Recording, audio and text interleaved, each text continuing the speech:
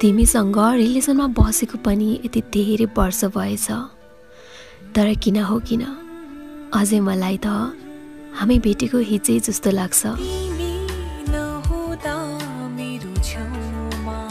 अब त मेरो जिन्दगी पनि मेरो जस्तो लाग्दैन।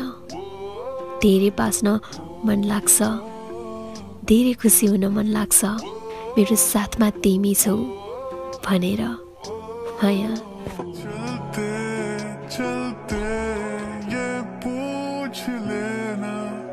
म अनि तिमी एक अर्काको हात समाएर धेरै टाढा जानु छ हामीलाई।